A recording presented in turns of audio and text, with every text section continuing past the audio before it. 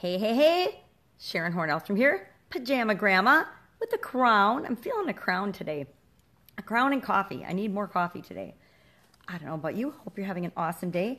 I want to take a couple of minutes to talk about supersizing your business, the process. Sorry, wake up! Most people aren't even up yet. I'm a morning person. But you don't have to be a morning person to supersize your business. You just have to want to supersize your business. So what are the processes necessary to supersize your business? And what does that have to do with processes? Well, I may have mentioned yesterday, but I don't remember if I did, so I'm going to repeat it again today. There's really only 3 ways to supersize your business. And they all involve customers. Surprise! I know, did you think it was that simple? The only way to supersize your business is to get more customers. Or, I guess you could sell a higher ticket item, but you need customers to buy that item. So it all rolls back to what I'm going to share now. There are 3 ways to supersize your business. Number 1, get more customers, more new customers. Number 2, get the customers that you already have to spend more money. Or number 3, get the customers that you have and the new customers to come more often to your business. That is it. So we can make strategies sound complicated, and we can really, sell you expensive, or a lot of other people will sell you expensive solutions that have all these complicated, intricate strategies and things. But bottom line is it all boils down to customers and how well we serve them. And how we serve them and how well we serve them and what we provide them with is determined for all of our businesses. However and whatever we're doing, we all have a process that we use to serve those customers, to give them the products or services, or to do for them what it is that we do for them, the problems we solve for them, the way we make their life less painful or more pleasurable. Whatever it is that we do, we have a process for that. Most businesses, I will say the vast majority, and I'm not going to guess a number, but I'm saying over 90% of businesses just do what they do without really knowing how, what, or why they do it. And to get a competitive advantage, what you want to do is you want to identify the processes, actually write the babies down, document them, and know and look at your process of what you do now and make that as efficient and effective as possible, and can be continually improving those processes. But the first step is always, okay, what are the processes that we're using? Especially look at the ones that are working and ask yourself, how can I do more of that? And then find the processes that you're kind of just muddling through, and how can I improve those? For example, in my Italian food manufacturing business, which was super successful, by the way, I had excellent documented manufacturing processes, how we manufactured the products that we provided to people and how we did the services that we did, because we did things we did not very often, but when we did, for example, we did store demos. We had a documented process and checklists and things of how to do that, so that we were always providing our customers who had other customers with a consistent, awesome experience. And we had clearly documented manufacturing processes so that our product was handmade, but it was always the same extremely high quality, amazing product that people came to know, love, and expect from us. And we could achieve that because we all were on the same page. We all followed the same processes.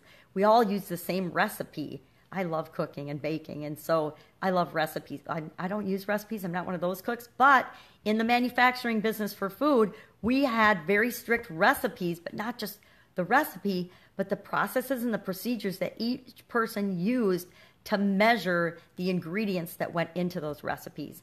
And that's why we want to look at and identify our processes. So if you don't have your processes written down, I'm going to give you a free hint right here. Go start writing them down. Do the little boxes. Do a little process map.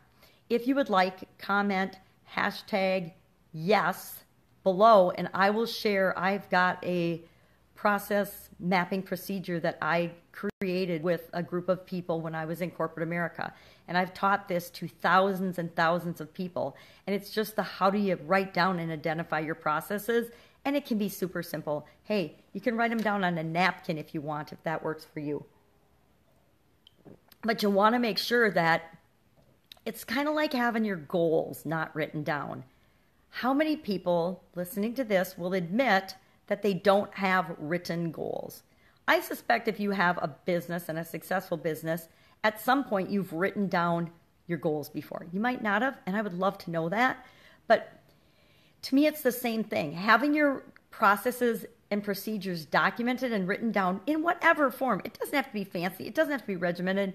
Now, keep in mind, I come from a quality engineering background, so I know how to make it really complicated and formulaic and the way the big companies do it, which I don't disagree with or agree with. It's just whatever works for your business and your organization. It can be, like I said, it can be written in a little notebook. Hey, this is how we do things.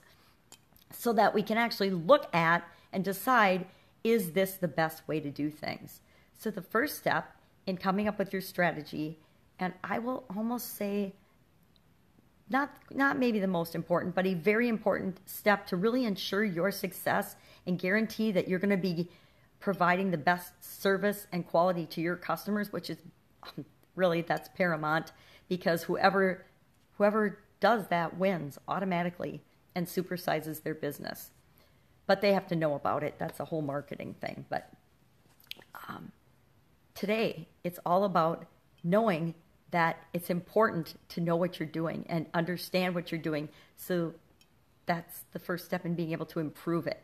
And we always want to be improving because the world is always changing. If we're not improving and growing and serving our customers or clients or patients or whatever they're called for your business better than other people, they will go find better service. They will go find what they want, and they will get it from whoever is giving them what they want the most. And it doesn't have anything to do with money. It has to do with, are they getting what they want and what they need best, in the best way for them? And it's different for all of our customers. So that's it. Today's clue, if you want it for the scavenger hunt, is putting hashtag process, PROCESS, in the comments below, and then you will get today's scavenger hunt clue. I'll see you again tomorrow or in a few minutes or whenever you're listening to the next step of the scavenger hunt. Soon, I like to say see you tomorrow. Have an awesome day, but go start writing down and identifying your processes. And if you've done them already, woohoo! 10 points for you because you're ahead of at least 90% of the other businesses and the business owners out there. Now, keep in mind, you don't have to be the one that does this.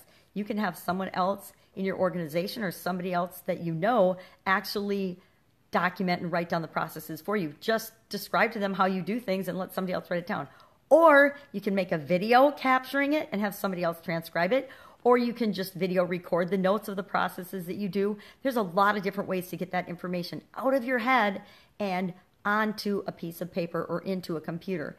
And the reason we want to do that is so that we can get help with things so our businesses and our lives aren't dependent on us being the only one who knows how to do things. Because I know there's some people listening to this video right now that are like I was and thought, I have to do everything myself because I do it better and faster than anybody else.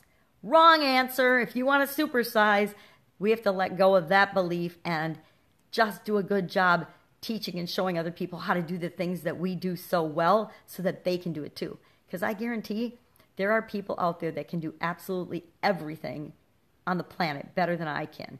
I just want to find them and bring them into my organization so that they can be doing what they love to do, like think accounting or paperwork or detailed stuff. That's not my gig. I had to, in my brick and mortar businesses, bring those specialties into my organization and hire people to help me with that. Now, you don't have to always hire people, but that is one option. So that is today's scavenger hunt clue. I didn't tell it to you yet because you have to put hashtag process in to get it. Go out, make it an awesome day. Realize that supersizing your business is way easier than you've been led to believe it is if you just follow the process. Bye. Have an awesome day.